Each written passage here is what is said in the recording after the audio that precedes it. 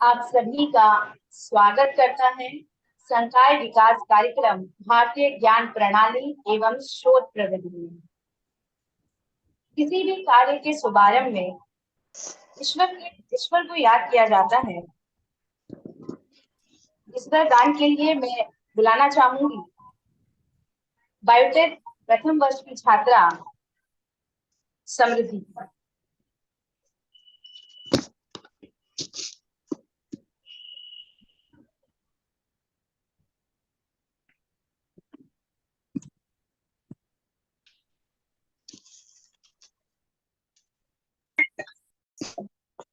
सुप्रभात।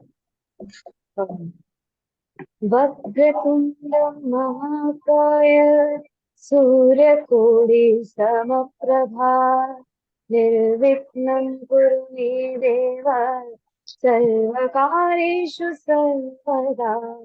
वक्रतुण्डं महाकाय सूर्यकोटि समप्रभा निर्विघ्नं कुरु मे देव सर्वकार्येषु सर्वदा।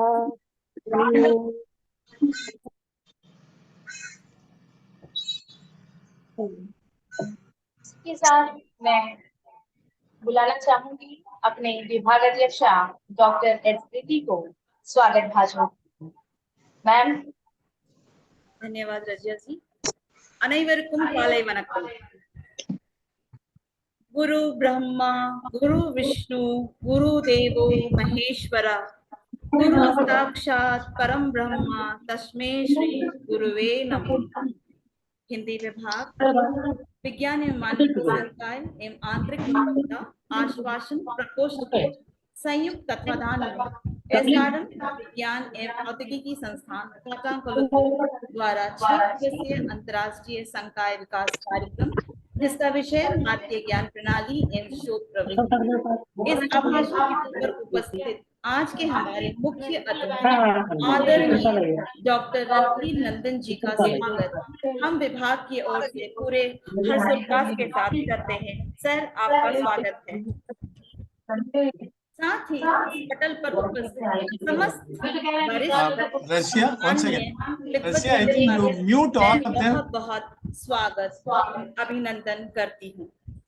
साथ ही हमारे डीन महोदय doctor A Doraiswamy ji, deputy dean doctor Albert Anthony स्वागत करती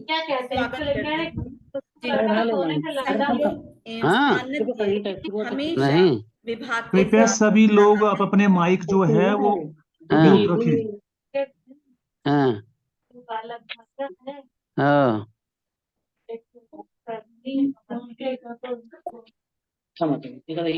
प्रत्येक जण टाकतात येते। किसी की आवाज सुनाई दे रही है, क्यों प्लीज अपना म्यूट कर ले। All of you please mute yourself. हमारे डीन महोदय डॉक्टर ए दोरेस्वामी जी एवं deputy dean doctor Albert Anthony Raj ji का मैं स्वागत करती हूं, जिनका विभाग के साथ हमेशा पूरा सहयोग रहा। सर, आपका स्वागत है। SRM institute of science and technology के बारे में एक संक्षिप्त विवरण में देना चाहूंगी।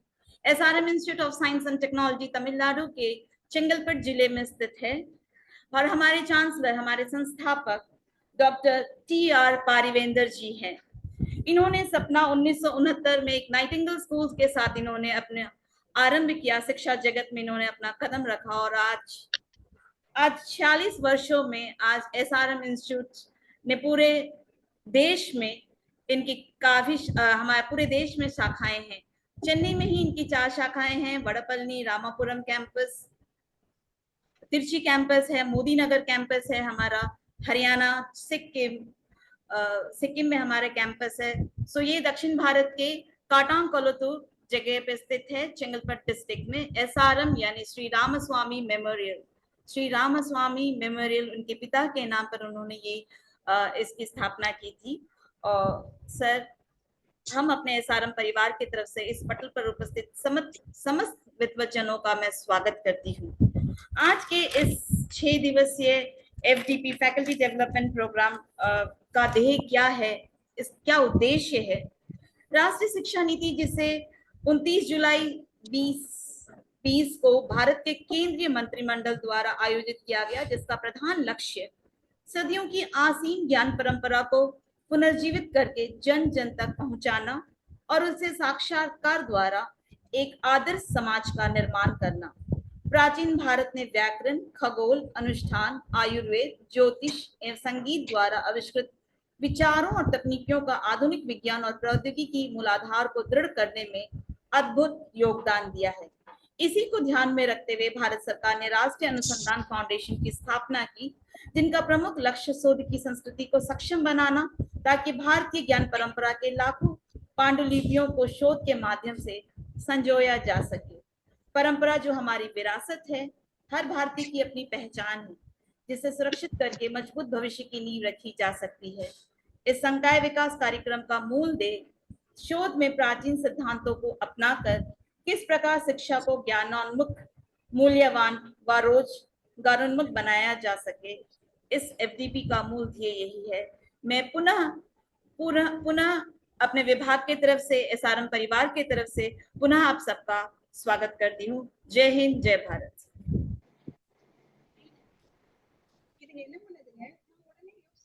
इस कार्यक्रम को आगे बढ़ाते हुए मैं अब बुलाना चाहूंगी हमारे तीन महोदय को, डॉक्टर ए स्वामी जी को अध्यक्षीय भाषण की। Sir. Namaste. Good morning, all of you. Am I audible? Yes, sir, you are audible, sir. Good morning, sir. Thank you. So first of all, I congratulate the Department of Hindi for organizing a research methodology course in association with the internal quality assurance cell of SRMIST on Indian knowledge system. And I could see a lot of learned professors within India and outside India. And especially, I welcome Dr. Ranbir Nandan, Associate Professor, Department of Geology, BN College, Patna University, Bihar, for accepting to give this inaugural address. Thank you very much, sir, for accepting our invitation. Thank you. It is a needed program because in various other disciplines, we could see a lot of research methodology program on specific area. Like if you ask the economics faculty, they will conduct research methodology on economic aspect. Similarly, if you ask the biotechnology, they will do research methodology on that. But here is the department where you can connect the every other department by having a research methodology course on Indian knowledge system. Because we have a very long history and every area, if you think about research, there is a scope for it. Whether it is, medicine or healthcare, right from our ancient days, we had enormous amount of healthcare system, and that can be again taken by the researchers and see that.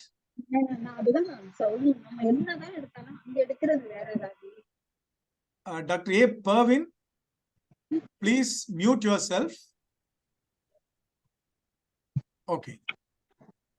We had read that, our ancient, the gurus of ancient period have visited even all other countries, like including China, and they have given the solutions for their medical issues. Similarly, we could see in our literature, and there are so many informations were available which were untapped, maybe because of the issue of language or the other things. So the current researchers and the research organizations have to motivate the research scholars, from whichever subject, to start with our Indian knowledge system. Agricultural production, we could be the leader for the rest of the world, because we had so much of, the irrigation structures. I visited a place in Gujarat called Lothal, and thousands of years back, our Indian farmers have created a very good, well-structured irrigation pattern, and that could be used even the modern days also. Similarly, recently we have found out so many witnesses near Madurai in Tamil Nadu, a place called Keeladi, that has given information about the lifestyle, living methods of people even before 3,000 years. So Indian knowledge system dates back to thousands of years back. So we have enormous amount of scope for connecting the current one with the origin of the yesteryears. So every researcher cannot start from the current era, maybe 50 years or 60 years back, because literatures were available in various forms. And astronomy, there is no need to say that our forefathers had enormous knowledge about these things. Construction, even now there are a lot of temples are the witness for their knowledge system. For example, in Tanjore, you have a big temple for Pragadiswara, which we can't even think about now. It is a marvelous piece of work which has been done without electricity, without any electronic or electric support. So such a kind of knowledge system we possessed, we must be proud of it. And every research has to be incorporated those knowledge system. Education, Nalanda University, or even before that, we had so much of resource into that one. And industrial development, again, we have enormous amount of evidences. After all, this cultural aspects, the yesteryears, what is the way of our life which we forget, and most of us are slightly moving away from what the definition and the defined way of a good living system. So research methodology workshop on Indian knowledge system is a must, and it is not just a 6-day affair. Every participant has to take this and share these things with our students and research scholars, so that it will be a continuous process rather than a 1-week affair. On that note, I congratulate the Department of Hindi and the IQAC cell and all other resource persons for accepting our invitation and the participants. I wish this program is a successful one, and I congratulate the department, and also request to have more and more of these things, because enormous amount of source of materials, evidences are available, date back to early period in India, and we have to bring back and connect with the modern era of research. So thank you very much, and I wish this program is a successful one. Hello. Thank you so much. Thank you. Hello. हाँ Yeah, please go ahead. Dean महोदय, आपका बहुत बहुत आभार। अब मैं इसी कड़ी को आगे बढ़ाते हुए मैं आमंत्रित करना चाहूंगी हमारे उपाध्यक्ष doctor Albert Antony Raj ji. आपको मैं ये मंच सौंपती हूँ।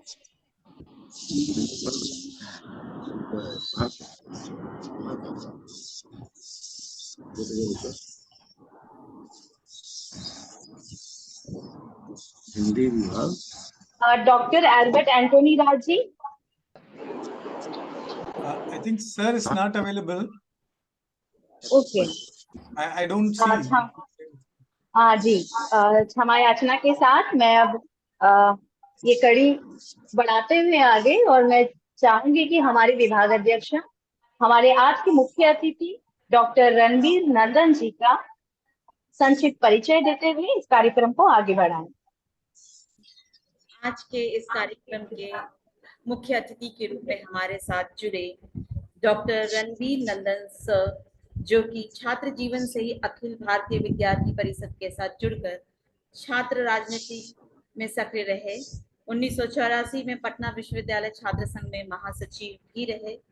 नीतीश कुमार जी के करीबी रहे रणबीर नंदन सर 2014 में जनता दल यूनाइटेड के पाले से मेंबर ऑफ लेजिस्लेटिव भी बने, और वर्तमान में पटना विश्वविद्यालय के बिहार नेशनल कॉलेज के जियोलॉजी विभाग में एसोसिएट प्रोफेसर के पद के रूप में कार्यरत हैं। हाल ही में आप भारतीय जनता पार्टी में शामिल हुए हैं। पिता का नाम स्वर्गीय श्याम नंदन प्रसाद। बहुत सालों तक छात्र सेक्रेटरी के प्रभारी भी रहे हैं। सर की स्पोर्ट्स में काफी रुचि है। सर वॉलीबॉल टीम पटना विश्वविद्यालय के कप्तान रहे हैं। सर काफी स्पोर्ट्स क्लब के मेंबर के रूप में जुड़े हैं, जैसे BN college athletic society, Patna university, former member Patna university sports board, BN college geological society as a member के रूप में सर जुड़े हैं। सर के शोध प्रपत्र, काफी शोध प्रपत्र देश के बहुत सारे माफ कीजिए, सर के जितने भी शोध प्रपत्र हैं, जर्नल छपे हैं कई, और उनकी एक प्रकाशित पुस्तक आर्थिक भूविज्ञान एक परिचय, उनकी अभिरुचि बुक किताब लिखना, देश के तबके के लोग हैं उनकी सहायता करना, कला और संस्कृति के साथ साथ सर की रुचि है। सर, हम आपका स्वागत करते हैं इस पटल पर। सर, आपका स्वागत है, बहुत बहुत स्वागत है सर।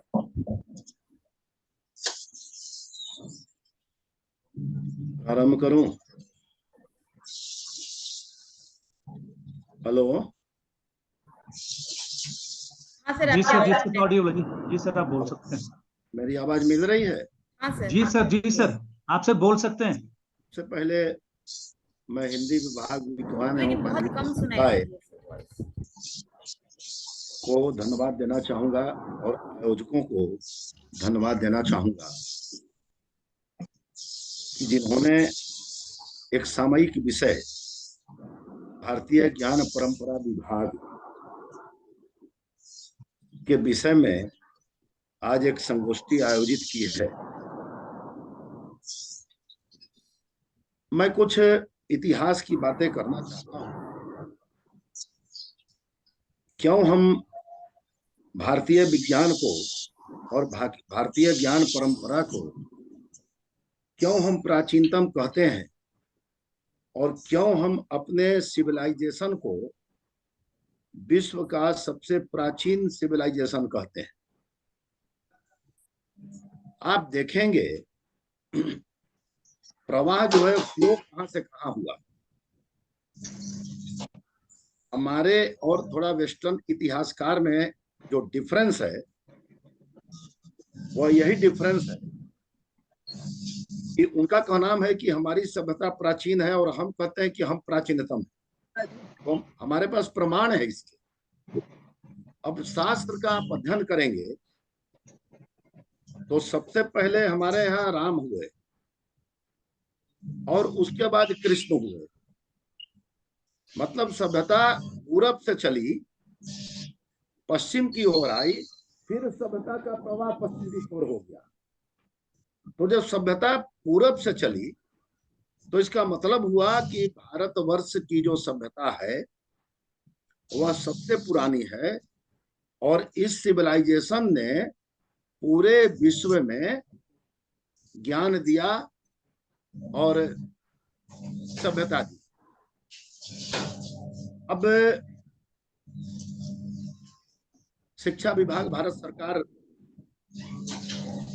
को मैं साधुवाद देना चाहता हूं कि अक्टूबर 2020 में यह आवश्यकता समझी गई और भारतीय ज्ञान परंपरा विभाग की स्थापना केंद्र सरकार ने की। और मैं इसके लिए भारत के प्रधानमंत्री माननीय नरेंद्र मोदी जी को बहुत बहुत धन्यवाद देना चाहूंगा कि भारतवर्ष की जो ज्ञान और विज्ञान परंपराएं हैं जो अभी शोध में सहायक हैं, उसको उन्होंने पुनर्जीवित करने का प्रयास किया। और एक उदाहरण भी है, हम विमान की बात कहते हैं, आप रामचरितमानस में आपने अध्ययन किया होगा तो वहां प्रसंग आया है कि जब लंका विजय करके राम जी चले, सीता चली, लक्ष्मण जी चले, तो पुष्पक विमान पड़ा। उस समय का कंसेप्ट है त्रेता युग में कि वहां उस समय विमान हुआ करता था। अब हम जब भारतीय ज्ञान परंपरा विभाग के विषय में बात करते हैं तो हमें एक ज्ञान, विज्ञान और जीवन दर्शन का एक मिक्सचर है, हम उसका अध्ययन करते हैं। और जहां तक प्राचीन भारतीय परंपरा पेशे को समृद्ध करने और पूरे समुदाय को रोशन और शिक्षित करने हेतु मनुष्य में भावना को सक्रिय करने पर यह भारतीय ज्ञान परंपरा बहुत ही सहायक है। और सहायक का प्रमाण भी है। प्राचीन काल की शिक्षा प्रणाली जो हमारे भारतीय जीवन दर्शन में था, परंपराएं और प्रथाएं मानवता को प्रोत्साहित करती थी और पुराण में भी ज्ञान को अप्रतिम माना गया है। और अभी हमारे एक वक्ता बता भी रहे थे कि भारत में बहुत ऐसे विश्वविद्यालय थे, तक्षशिला, बिहार में नालंदा, विक्रमशिला, फिर उज्जैन में उज्जैनी, वल्लभी, उत्तर प्रदेश में काशी आदि विश्व प्रसिद्ध शिक्षा एवं शोध के प्रमुख केंद्र थे, जहां कई देशों के शिक्षार्थी आते थे और भारतीय ज्ञान परंपरा का अध्ययन करते थे। तो निश्चित रूप से जब हम भारतीय ज्ञान परंपरा की बात कहते हैं तो बहुत ऐसे विषय हैं जहां इस ज्ञान परंपरा में लौकिक और पारलौकिक दर्शन हमें मिलता था। और हम यूं कह सकते हैं कि भारतीय ज्ञान परंपरा अद्वितीय थी और प्रज्ञा का प्रतीक था। और इसमें ज्ञान और विज्ञान, लौकिक पारलौकिक, कर्म और धर्म और भोग और त्याग का अटूट समन्वय है। ऋग्वेद के समय से ही शिक्षा प्रणाली जीवन के नैतिक, भौतिक, आध्यात्मिक और बौद्धिक मूलों पर केंद्रित होकर विनम्रता, सत्यता, अनुशासन, आत्मनिर्भरता और सभी के लिए सम्मान जैसे मूल्यों पर हमारी यह भारतीय ज्ञान परंपरा जोर देती थी। और जहां तक हम अध्ययन करते हैं वेदों का, तो वेदों में भी विद्या को मनुष्यता की श्रेष्ठता का आधार स्वीकार किया गया था। शिक्षा प्रणाली हमें सीखने और शारीरिक विकास दोनों पर ध्यान केंद्रित करने को कहती थी। हमारी यही ज्ञान परंपरा थी और भारतीय ज्ञान परंपरा यह बताती है कि कर्म वही है जो बंधनों से मुक्त करे और विद्या वही है जो मुक्ति का मार्ग दिखाए।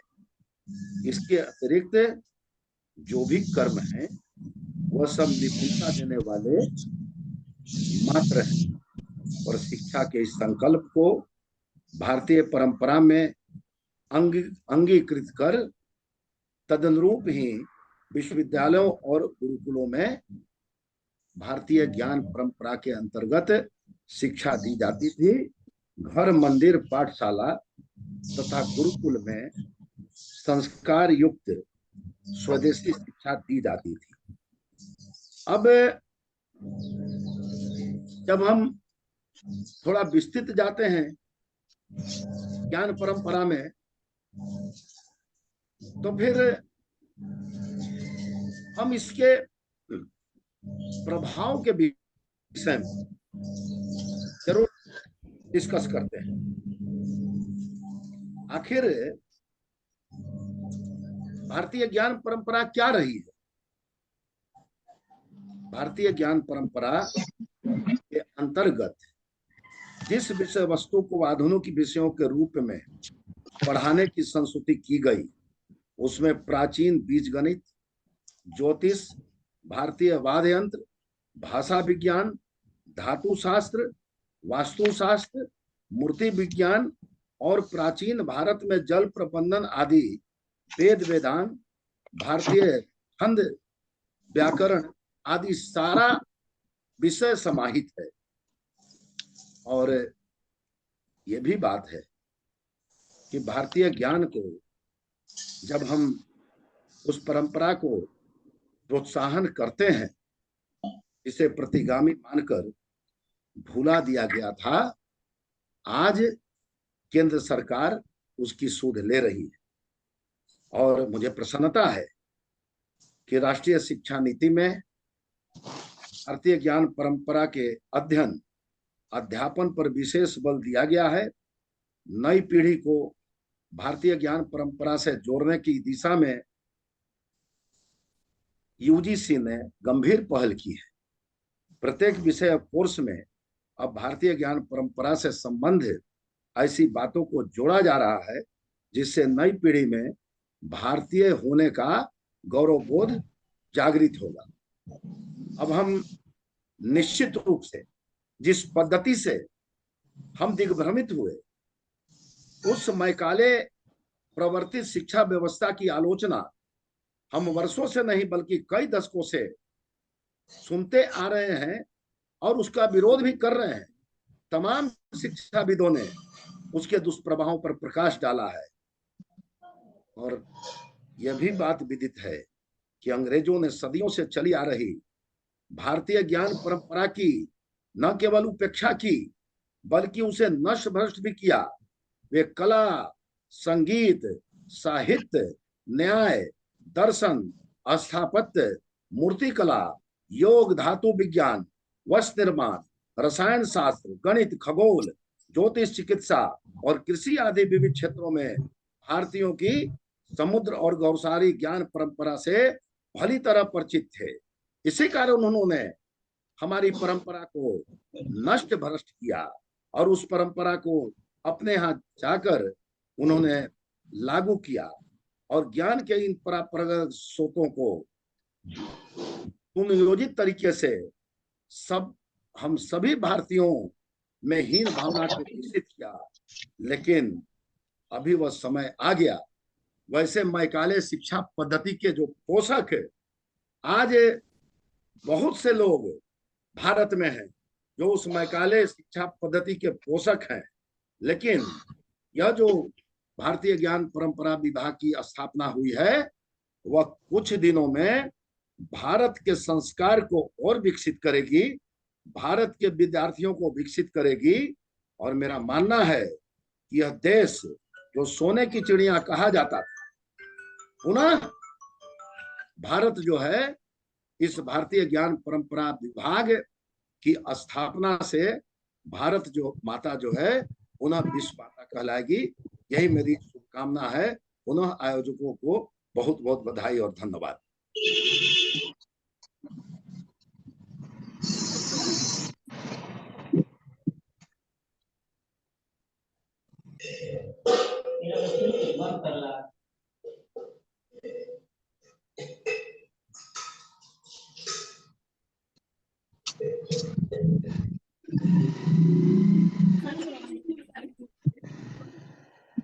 आपका बहुत बहुत आभार। इस कार्यक्रम को आगे बढ़ाते हुए औपचारिक धन्यवाद के लिए मैं विभाग के प्राध्यापक डॉक्टर मोहम्मद शहीदुल इस्लाम जी को बुलाना चाहती हूँ। सर।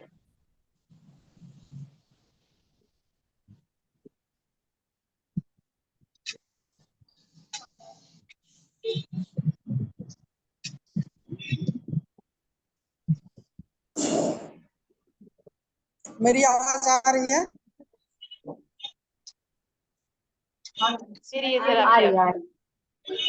धन्यवाद मैडम। सबसे पहले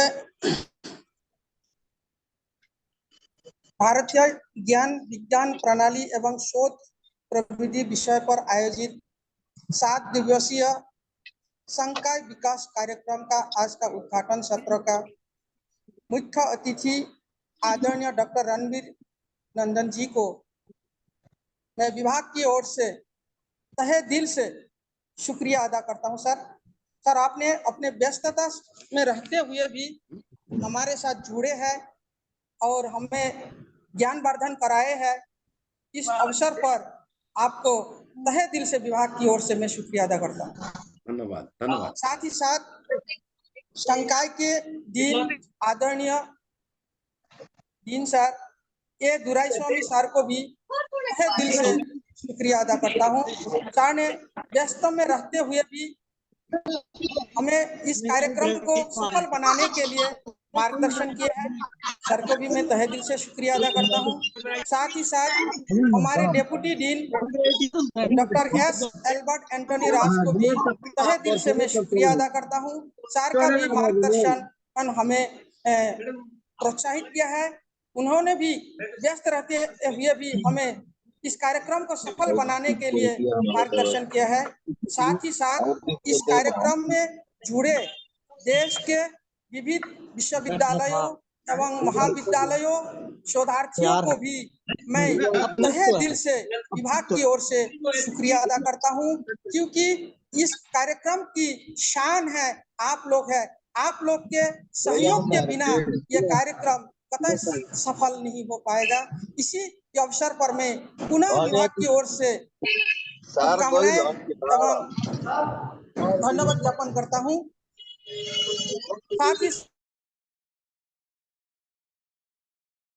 साथ ही हमारी अध्यक्ष एस प्रीति मैडम को भी शुक्रिया अदा करता हूं, जिनके मार्गदर्शन से इस कार्यक्रम को सफल हुआ है।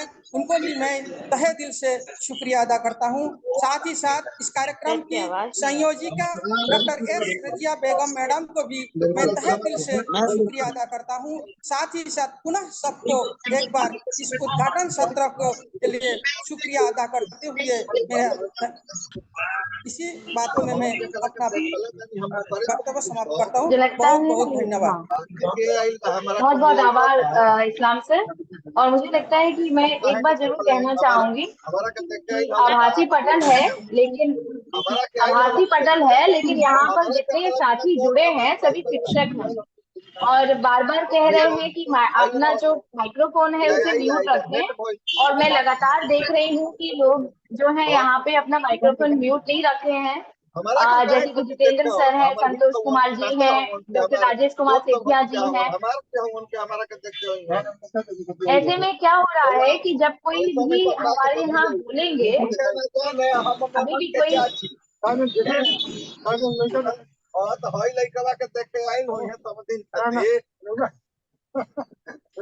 मुझे लगता है बड़ा ही मतलब मुश्किल हो रहा है अपनी बात रखने में।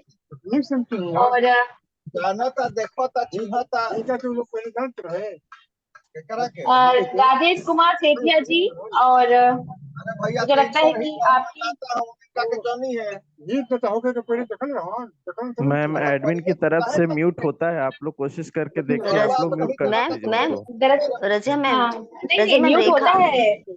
हाँ हाँ, म्यूट तो होता ही है, लेकिन करना ये है ना कि म्यूट एक बार कर देने से कई बार क्या होता है, फिर किसी से बात करना हो तो बात नहीं कर पाएंगे।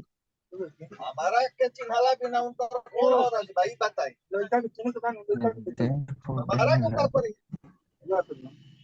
अखिलानंद मिश्र जी, अखिलन मिश्र जी, पर मैके ओकर में करेंगे अखिलन मिश्र जी, करबा ओकर का पर हमर तलाक कराई हमार ये आपका वॉइस आ रहा है।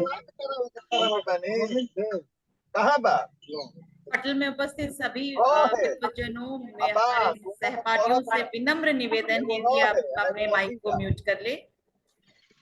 अब एगो हम कहीं के भरत जी के एगो क्या करवा दी तेकर हम तलाक कराई तब क्या कराई हमरा तनका के ललका दुआरी दिखाई ओ ना ना ये तो पूरे घर की कहानी सुना रहा है। तो मैं ये कहना हां तो आदमी कुछ जगह रहता नो और भीतर अच्छा लोग भीतर ही रहेला अबे रहुआ पता आहा, हां तो पटाओ नहीं थे नमस्कार मैडम अपन ऐसी बात है आज दोबारा में पैसा तो बान